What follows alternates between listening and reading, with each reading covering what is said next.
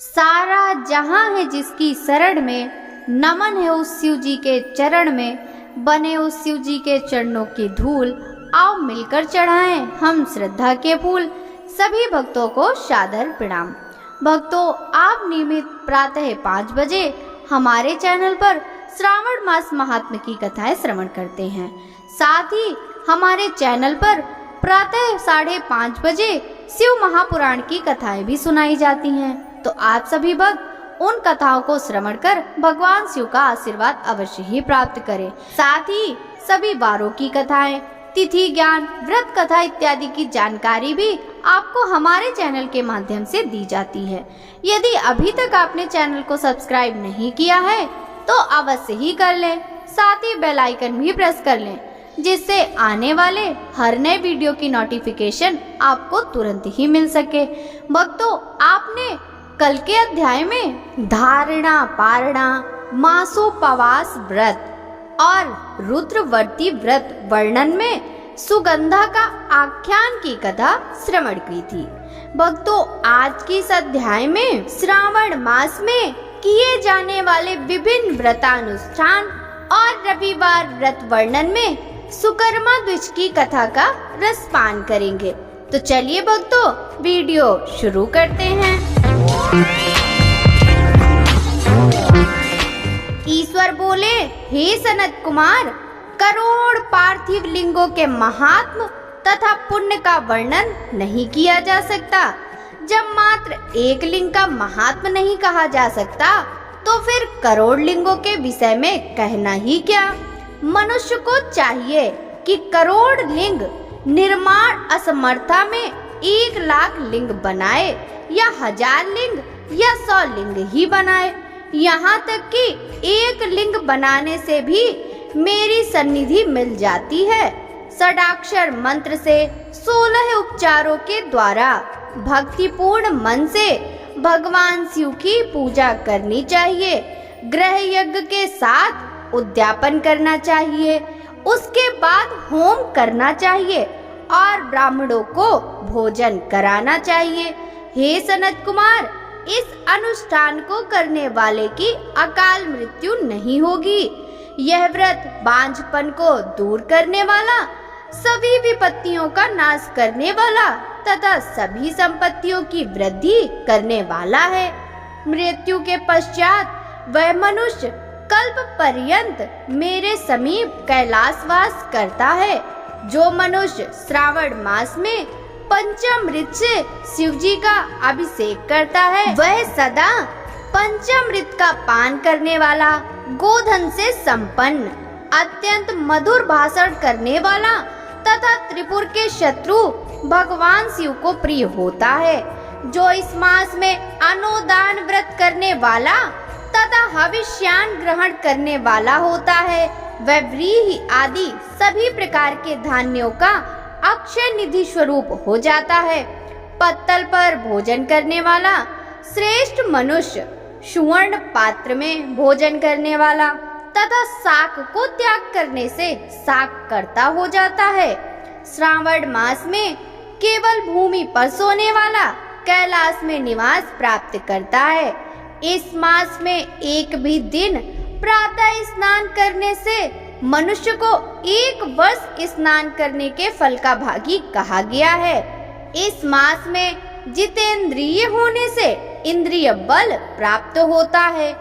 इस मास में स्फटिक, पाषाण, मृत्तिका, मरकट मणि, पीठी, धातु, चंदन, नवनीत आदि से निर्मित अथवा अन्य किसी भी शिवलिंग में, साथ ही किसी स्वयं आविर्भूत न हुए लिंग में श्रेष्ठ पूजा करने वाला मनुष्य सैकड़ों ब्रह्म हत्याओं को भस्म कर डालता है। किसी तीर्थ क्षेत्र में सूर्य ग्रहण या चंद्र ग्रहण के अवसर पर 1 लाख जप से जो सिद्धि होती है, वह इस मास में 1 बार के जप से ही हो जाती है।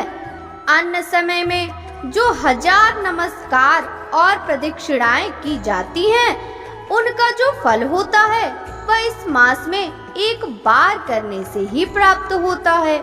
मुझको प्रिय इस श्रावण मास में वेद पारायण करने पर भी सभी वेद मंत्रों की पूर्ण रूप से सिद्धि हो जाती है।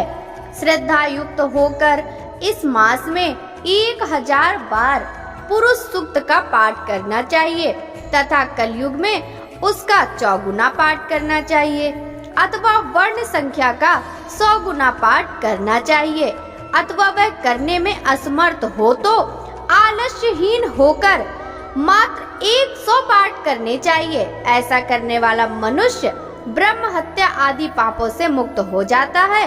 इसमें कोई भेद नहीं है। गुरु पत्नी के साथ संसर्ग जन्य पाप के लिए यही महान प्रायश्चित है। इसके समान पुण्यप्रद पवित्र तथा पाप नाशक कुछ भी नहीं है। पुरुष सूक्त के जप के बिना इस मास में एक भी दिन व्यतीत नहीं करना चाहिए। जो मनुष्य इस फल को अर्थवाद कहता है वह नरकगामी होता है। इस महीने में समिधा, चारु, तिल, घृत से ग्रह यज्ञ होम करना चाहिए। शिव के रूपों का भली भांति ध्यान आदि करके धूप, गंध, पुष्प, नैवेद्य आदि से पूजन करना चाहिए और अपने सामर्थ्य के अनुसार कोटि होम, लक्ष होम तथा 10 सहस्त्र होम करना चाहिए। व्याहितियों ओम भुवः, ओम स्वाहा के 7 तिलों के द्वारा भी ग्रह यज्ञ नामक होम किया जाता है। हे सनत कुमार, इसके बाद अब मैं 12 के व्रत का वर्णन करूंगा। आप सुनिए। हे अनग, उनमें सर्वप्रथम मैं आपको रविवार का व्रत बताऊंगा। इस संबंध में लोग एक प्राचीन इतिहास को कहते हैं। प्रतिष्ठानपुर में सुकर्मा नामक एक द्विज था। वह दरिद्र, कृपण तथा भिक्षावृत्ति में लगा रहता था। एक बार वह धान्य मांगने के लिए घूमते घूमते नगर में गया। उसने किसी एक गृहस्थ के घर में मिलकर रविवार का उत्तम व्रत करती स्त्रियों को देखा। तब उसे देखकर वे स्त्रियां परस्पर कहने लगी, इस विधि को शीघ्रता पूर्वक छिपा लो। इस पर वह विप्र उन स्त्रियों से बोला, हे श्रेष्ठ स्त्रियों, आप लोग इस व्रत को क्यों छिपा रही हैं? समान चित्त वाले सज्जनों के लिए परमार्थ ही स्वार्थ है। मैं दरिद्र तथा दुखी हूँ। इस श्रेष्ठ व्रत को सुनकर मैं भी इसे करूँगा। अतः आप लोग इस व्रत का विधान व फल अवश्य बताएं। स्त्रियां बोली, हे द्विज, इस व्रत के करने में आप उन्माद तथा प्रमाद करेंगे अथवा भूल जाएंगे अथवा इसके प्रति अभक्ति या अनास्था रखने लगेंगे। अतः आपको यह व्रत कैसे बताऊं? उनकी यह बात सुनकर उनमें से जो एक प्रौढ़ा स्त्री थी वह उस ब्राह्मण से व्रत तथा व्रत की विधि बताने लगी। हे ब्राह्मण, श्रावण मास के शुक्ल पक्ष के प्रथम रविवार को मौन होकर उठकर शीतल जल से स्नान करें। उसके बाद अपना नित्य कर्म संपन्न करके पान के एक शुभ दल पर रक्त चंदन के सूर्य के समान पूर्ण गोलाकार 12 परिधियों वाला सुंदर मंडल बनाएं। उस मंडल में रक्त चंदन से संज्ञा सहित सूर्य का पूजन करें।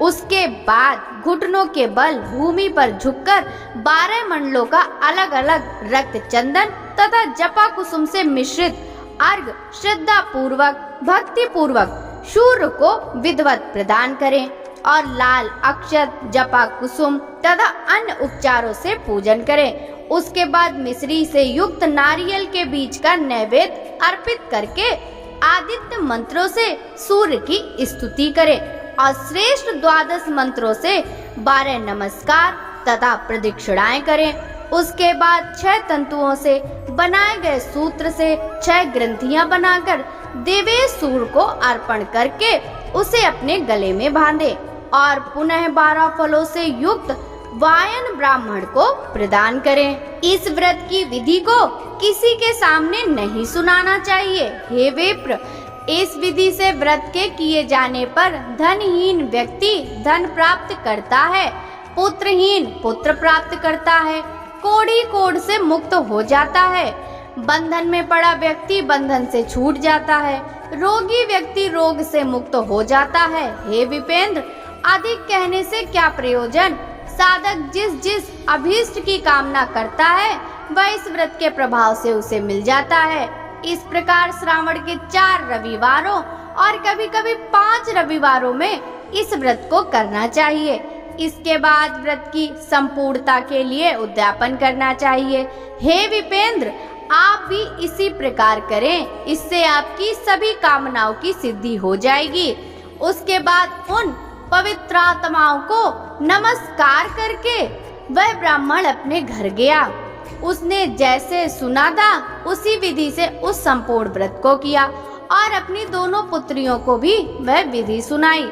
उस व्रत के सुनाने मात्र से शिव जी के दर्शन से तथा उनके पूजन के प्रभाव से वे देव कन्याएं देवांगनाओं के सदृश हो गईं।